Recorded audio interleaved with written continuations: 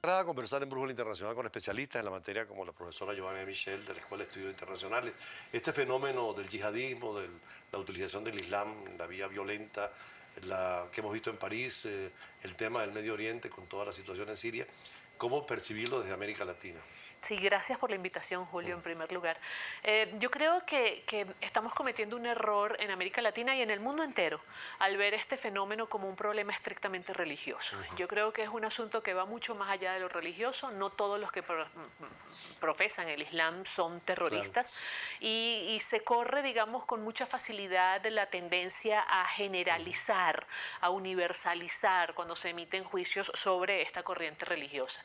Yo creo que este tema hay que verlo como un problema político y un problema que tiene que ver inclusive con la degeneración del ser humano. El ser humano se ha venido deshumanizando y ese afán por participación ha hecho que busque a toda costa los espacios de participación cuando estos no le están permitidos.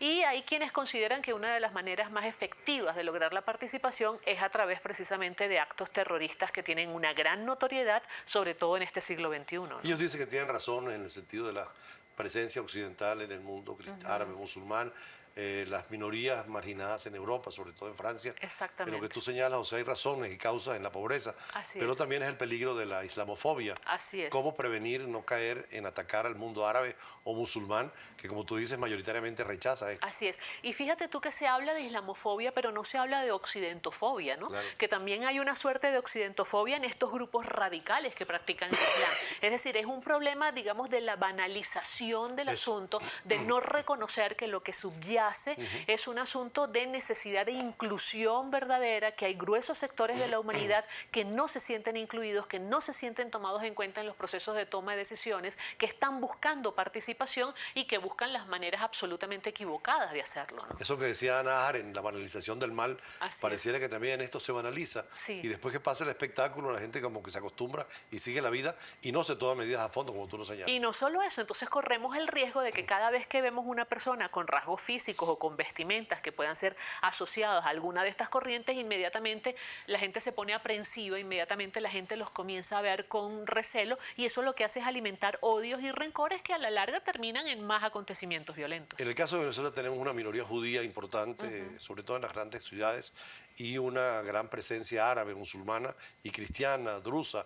¿Cómo hacer en Venezuela para prevenir precisamente esa visión antisemita o antiárabe? En Venezuela nunca la habíamos tenido, Julio, y yo quisiera decir que todavía no la tenemos, que hay unos brotes que son, digamos, la excepción, hay unos brotes muy esporádicos en algunas partes de nuestra sociedad que se inclinan por este tipo de actitudes antisemitas, pero generalmente los venezolanos hemos sido siempre muy abiertos, muy participativos. De hecho, Venezuela se ha caracterizado durante buena parte de toda su historia por ser un país receptor. Claro, Nosotros hemos recibido gente de todas partes del mundo y la hemos recibido con, digamos, la mayor amplitud posible. Yo soy parte de la migración. esa migración que llegó a este país y nunca hemos tenido ese tipo de problemas. Yo invito a los venezolanos de bien, que yo concibo que somos la mayoría, a no dejarnos contaminar por esos tipos de discursos que buscan precisamente etiquetar a los seres humanos y colocarlos en niveles de importancia dependiendo de sus tendencias religiosas o sus preferencias políticas o sus estratos sociales.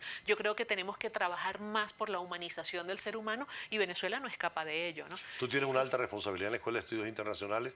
Esos muchachos van a ser los diplomáticos del futuro. Sí. ¿Cómo prepararlos precisamente para educarlos en esa visión neutra y sobre todo que actúen con prudencia en el mundo al margen de donde vayan destinados? Sí, ese es el objetivo. Ahora, no te olvides tú que la parte de la educación es apenas un porcentaje que ni siquiera es el porcentaje mayoritario en la formación de un ciudadano. Claro.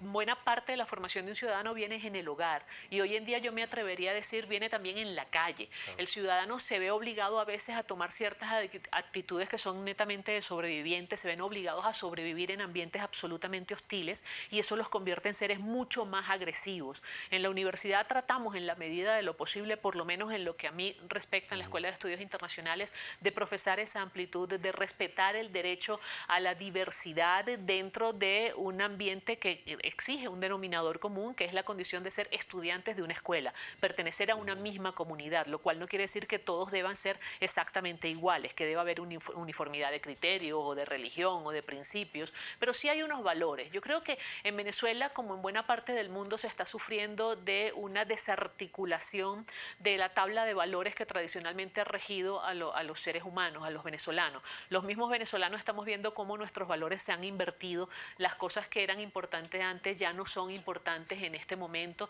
y eso está provocando una suerte de problema de adaptación, sobre todo en los más jóvenes.